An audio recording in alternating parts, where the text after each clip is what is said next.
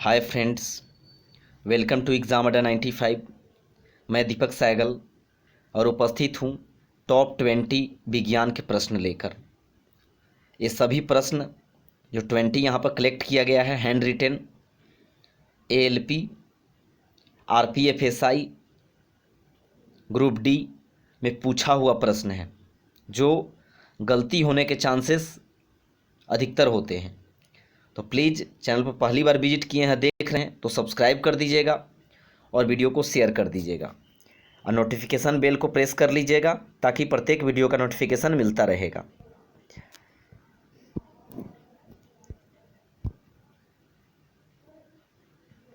पच्चीस degree Celsius पर हवा में ध्वनि की गति क्या होती है? 25 डिग्री सेल्सियस पर हवा में ध्वनि की गति 346 मीटर पर सेकेंड होती है। 25 डिग्री सेल्सियस पर हवा में ध्वनि की गति 346 मीटर पर सेकेंड होती है। दूसरा प्रश्न है, यदि 10 ओम, 8 ओम और 7 ओम के 3 प्रतिरोध श्रेणी में जुड़े हो तो कुल प्रतिरोध क्या होगा? तो फ्रेंड्स, जब भी श्रेणी में दिया हुआ रहता है निकालना है तो फार्मूला होता है R1 plus R2 plus R3। इस तरह से जितने प्रतिरोध होंगे सबको आप आसानी से जोड़ लेंगे। तो यहाँ पे श्रेणी में दिया हुआ है 10, 8, 18 और 7 25 ओम करेक्ट आंसर हो जाएगा दूसरा प्रश्न का।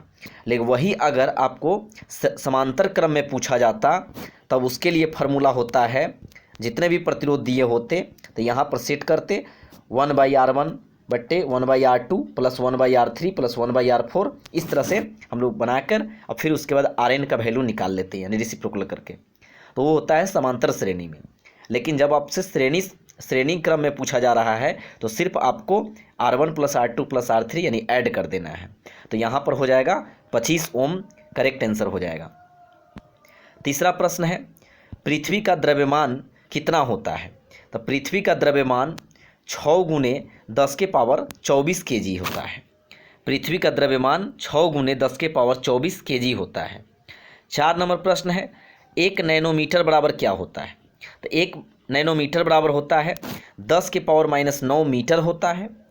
लेकिन एग्जाम में प्रश्न पूछ देता है कभी कभी सेंटीमीटर में दे देता है ऑप्शन, तो 10 के पावर -7 सेंटीमीटर हो जाएगा। 1 नैनोमीटर का मान मीटर में 10 के पावर -9 होता है और सेंटीमीटर में 10 के पावर -7 होता है। अगला प्रश्न है 5 नंबर, द्रव्यमान मल्टीप्लाई त्वरण बराबर क्या होता है? तो फार्मूला जानते हैं हम लोग न्यूटन के द्वितीय नियम से, F बराबर ma होता है, यानी फोर्स बराबर मास मल्टीप्लाई एक्सेलरेशन, यानी फोर्स हो गया बल और मास हो गया द्रव्यमान, एक्सेलरेशन हो गया त्वरण। यानी फोर्स बराबर मास गुने एक्सेलरेशन, यानी बल बराबर द्रव्यमान गुने त्वरण। 6 नंबर प्रश्न है, 1 किलोवाट घंटा बराबर क्या होता है? तो 3.6 गुने 10 के पावर 6 जूल होता है। अगर आप ये यूनिटरी मेथड यानी फार्मूला याद नहीं रहेगा तो फिर एग्ज़ाम में प्रॉब्लम आएगी, इसलिए याद रखिएगा।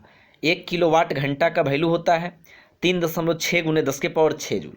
अब याद है तो न्यूमेरिकल के तौर पे एक दिया हुआ था प्रश्न, 5 किलोवाट घंटा का वैल्यू बताइए। तो यहाँ पे क्या करते, 5 मल्टीप्लाई KWH का जो वैल्यू रखे अभी 3.6 गुने 10 के पावर 6 जूल, तो यहाँ पे हम लोग मल्टीप्लाई करा के आंसर निकाल लेते।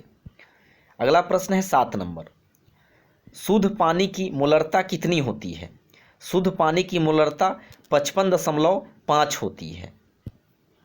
8 नंबर प्रश्न है, NaCl या H2O जल हो गया और NaCl नमक हो गया। तो नमक और जल दोनों का pH मान कितना होता है? तो 7 होता है। नमक और जल दोनों का pH मान 7 होता है। लेकिन वही अगर आपसे NaCl ना पूछकर NaOH पूछ देता तब इसका pH वैल्यू 14 होता है। 9 नंबर प्रश्न है, जल यानी H2O, जल में हाइड्रोजन और ऑक्सीजन का अनुपात भार में कितना होता है? तो 1:8 होता है, 1:8। किसी तत्व का इलेक्ट्रॉनिक विन्यास 285 है, उस तत्व का नाम बताइए। तो इसको ऐड करते हैं, 8 5 13 2 15। तो 15 किसका होता है? फास्फोरस का होता है। तो 15 परमाणु संख्या फास्फोरस का होता है, संकेत P होता है। मीथेन, मीथेन को हम लोग मार्स गैस भी कहते हैं। पूछा गया है प्रश्न 11 नंबर में, मीथेन यानी मार्स गैस का अणुभार कितना होता है। तो मीथेन यानी मार्स गैस का फार्मूला CH4 होता है। कार्बन का परमाणु द्रव्यमान 12 होता है एक एटम में, और हाइड्रोजन का एक एटम में 1 होता है। तो यहाँ पे हाइड्रोजन के लिए 4 आया है, यानी कि हाइड्रोजन का 4 एटम है। तो 4 + 12 16, यानी 16 हो जाएगा। मीथेन यानी मार्स गैस का अणुभार 16 होता है। वही अगर प्रश्न आपसे जल पूछ देता, जल का अणुभार बताइए, तो क्या होता? हाइड्रोजन का 2 एटम है, तभी बताया हाइड्रोजन का 1 होता है, और 2 एटम है तो 2 से मल्टीप्लाई, प्लस ऑक्सीजन का कितना होता है? 16। 8 होता है परमाणु संख्या, 16 होता है परमाणु द्रव्यमान, तो 2 + 16 यानी 18 हो जाता जल का।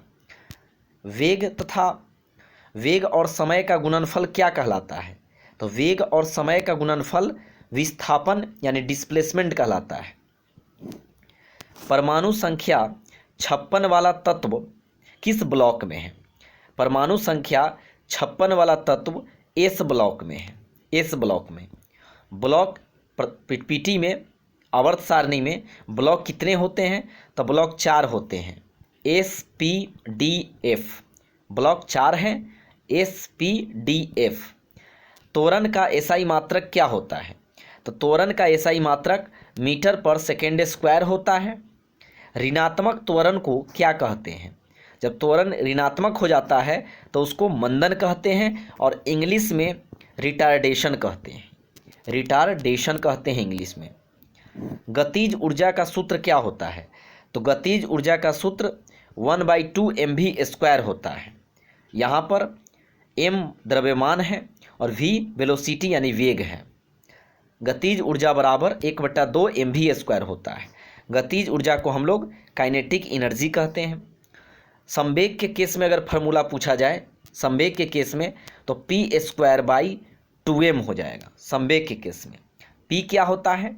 मोमेंटम संवेग होता है, और नीचे डिनोमिनेटर में यानी हर में m मास द्रव्यमान होता है। अगला फार्मूला है स्थितिज ऊर्जा। स्थितिज ऊर्जा को हम लोग PE कहते हैं।